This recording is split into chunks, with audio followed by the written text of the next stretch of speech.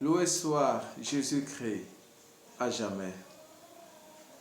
À vous, mes frères et sœurs dans le Christ, à tous les enfants de Dieu, je souhaite la paix véritable qui nous vient du cœur de notre Seigneur et Sauveur Jésus-Christ.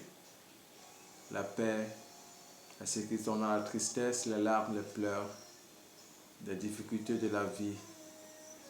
Soyez-en rassurés, le Christ est au milieu de nous, il nous console. Nous avons commencé à méditer la parole de Dieu et j'aimerais continuer dans cette lancée à travers ce moyen que nous exploitons pour vous atteindre. Nous allons aujourd'hui proclamer la parole de Dieu tirée du livre de l'évangile de Jésus-Christ selon Saint Jean, chapitre 15, verset 26, au chapitre 16, verset 1 à 4. Je proclame. À l'heure où Jésus passait de ce monde à son Père, il disait à ses disciples: quand viendra le défenseur que je vous enverrai d'auprès du Père, lui, l'Esprit de vérité qui procède du Père, il rendra témoignage en ma faveur. Et vous aussi, vous rendrez témoignage, vous qui êtes avec moi depuis le commencement. Je vous dis tout cela pour que vous ne risquiez pas de tomber. On vous exclura de la synagogue. Et même l'heure vient où tous ceux qui vous tueront s'imagineront offrir ainsi un sacrifice à Dieu. Ils le tueront. Ils le feront parce qu'ils ne connaissent ni le Père, ni moi. Mais voici pourquoi je vous dis tout cela. Quand cette heure sera venue, vous vous souviendrez que je vous l'avais dit. Je ne vous l'ai pas dit dès le commencement parce que j'étais avec vous. Parole du Seigneur. Nous rendons grâce à Dieu. Voilà mes frères, mes sœurs, la parole qui est proclamée. Et nous sommes toujours dans le contexte de la veille du départ de Jésus. Jésus va bientôt entrer dans sa passion et il fait une préparation immédiate à ses apôtres. D'ailleurs, vous l'avez bien entendu, je vais le répéter. Il dit, je cite, « Je ne vous l'ai pas dit dès le commencement parce que j'étais avec vous. » Ce verset, le verset 4 du chapitre 16 de l'évangile de Jésus qui selon Saint Jean, justement nous montre que Jésus va bientôt partir, il ne sera plus là avec les apôtres. Et ceux-ci sont tourmentés, il essaie de les réconforter.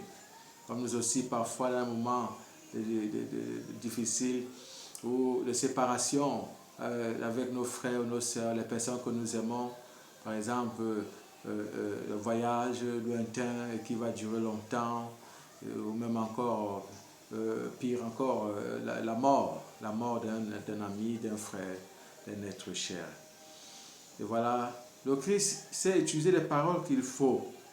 Pour cela, il essaye de les amener à comprendre la place de l'Esprit Saint, qu'il appelle ici le défenseur, et que les autres frères appelleraient l'assistant. C'est le paraclet. Parakletos, c'est le mot que le grec utilise. Donc, le défenseur est là pour continuer notre méditation. C'est lui qui va venir en fait dans nos cœurs, continuer l'œuvre de Jésus à parler, mais aussi, pas seulement dans les cœurs, à travers les actions des apôtres. C'est clair. ici, nous comprenons bien que Jésus prépare les apôtres à vivre désormais la mission avec l'Esprit Saint, ce que nous appelons en théologie la mission de l'Esprit, la mission du Paraclet.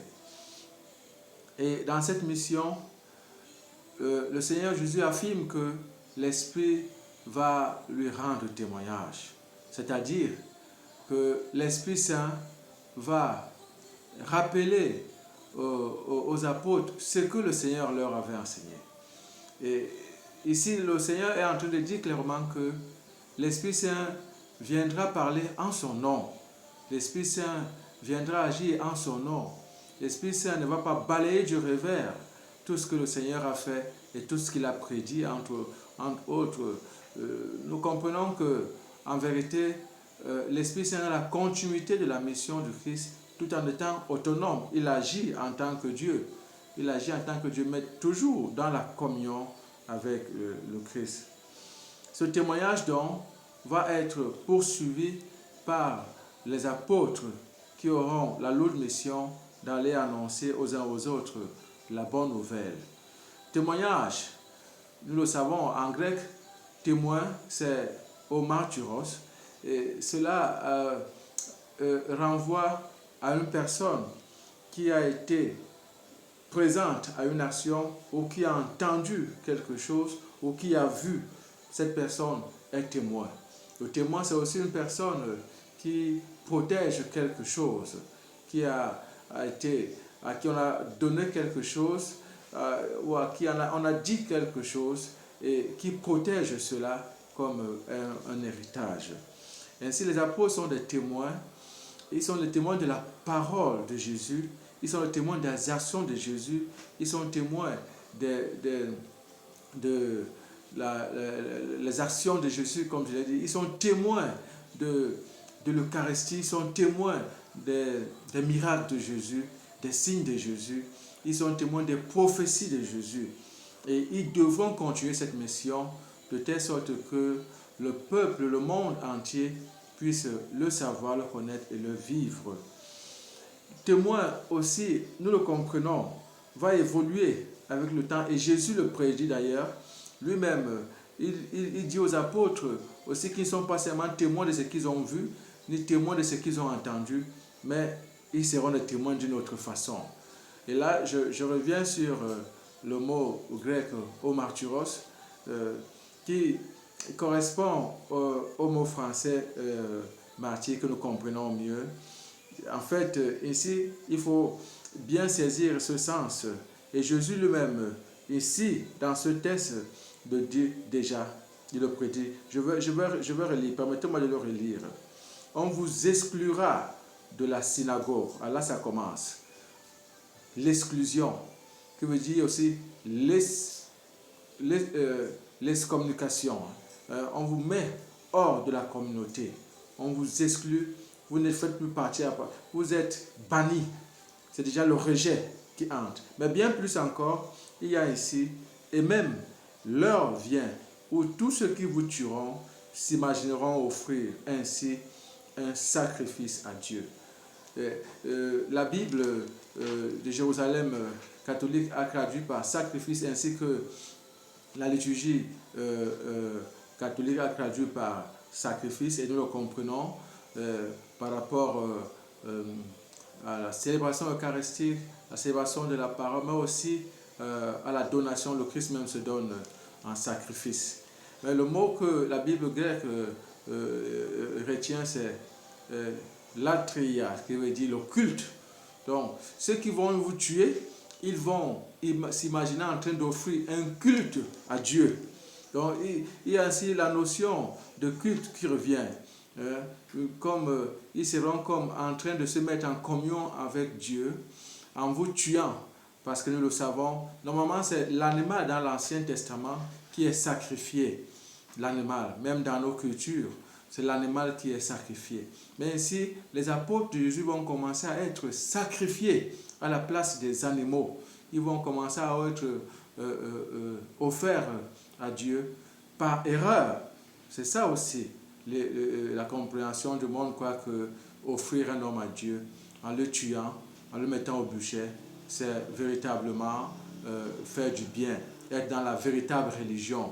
Alors que non, ils sont dans l'erreur, ils sont vraiment dans l'erreur, ils ne sont pas dans la véritable religion, ils sont dans l'erreur du monde qui s'oppose donc à l'esprit de vérité. Donc, les apôtres vont vivre désormais les persécutions, les difficultés, ils seront arrêtés, ils seront fouettés, ils seront battus, ils seront méprisés, ils seront portés au tribunal au Sanhédrin et même au grand Sanhédrin. Ils seront humiliés devant les uns et les autres et bien plus, ils seront offerts en sacrifice. Ils vont être tués. Ils vont être tués. Et là, nous comprenons que la notion de martyr, de témoin, change. C'est un témoin ici qui offre désormais sa chair, son sang, qui offre tout son être, son âme, son cœur. Et rien ne sera plus réservé, rien ne pourra plus être gardé pour soi-même. Pas du tout, pas du tout. C'est totalement la croix, véritablement la croix. Ils seront consumés comme un holocauste. Vous voyez, l'holocauste est totalement offert au Dieu à qui on veut rendre un hommage ou à qui on veut demander quelque chose. C'est ainsi que les apôtres seront totalement offerts. Donc, ils seront mangés, broyés, découpés, mis au feu. Ils seront torturés et tués pour la cause de l'évangile. On comprend que le témoin n'est plus simplement un homme, un témoin oculaire ou un témoin qui a entendu quelque chose. Pas du tout, pas du tout. Non, le témoin sauve totalement sans plus se faire une réserve à sa vie, sans plus garder quelque chose comme héritage, comme quelque chose lui appartient. Non, pas du tout. Rien ne nous appartient plus. Nous appartenons totalement à l'évangile, au Christ. Nous sommes totalement voués à la cause de notre Seigneur et Sauveur Jésus.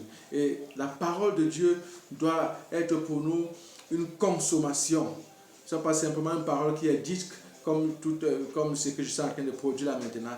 Ce n'est plus une parole de la parole. C'est une parole de témoignage. Le pape Paul VI disait, nous n'avons plus aujourd'hui besoin des discoureurs. On n'a plus besoin aujourd'hui des discours, de grands discours. On a besoin de témoins.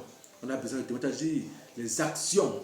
On a besoin des hommes et des femmes qui posent des actions. Ici, il s'agit des actions du Christ, des actions fortes du Christ. Dis la vérité.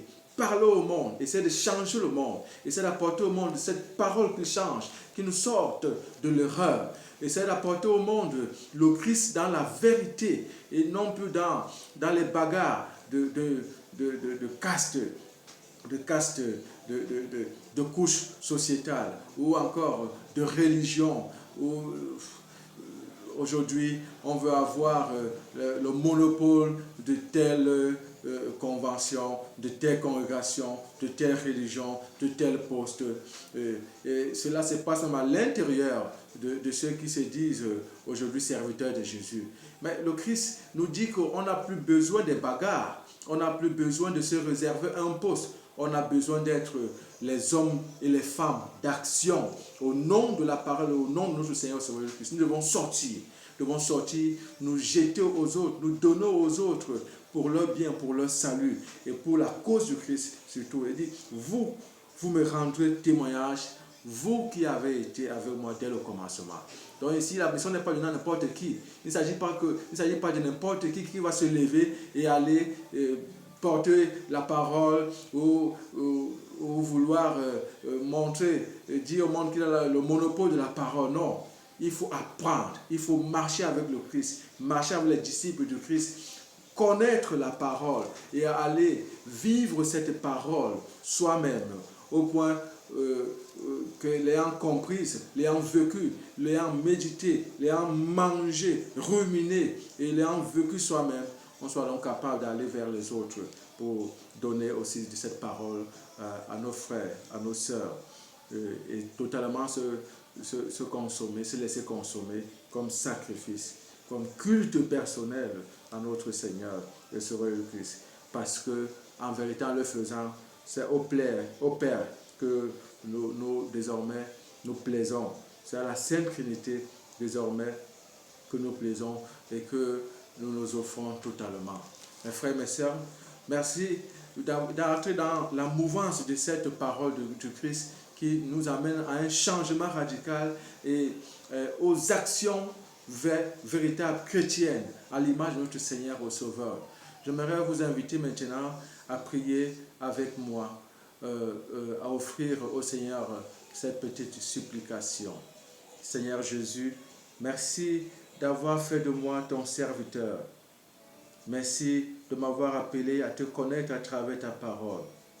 Merci de me rassurer dans des moments difficiles où tu me dis tu es là.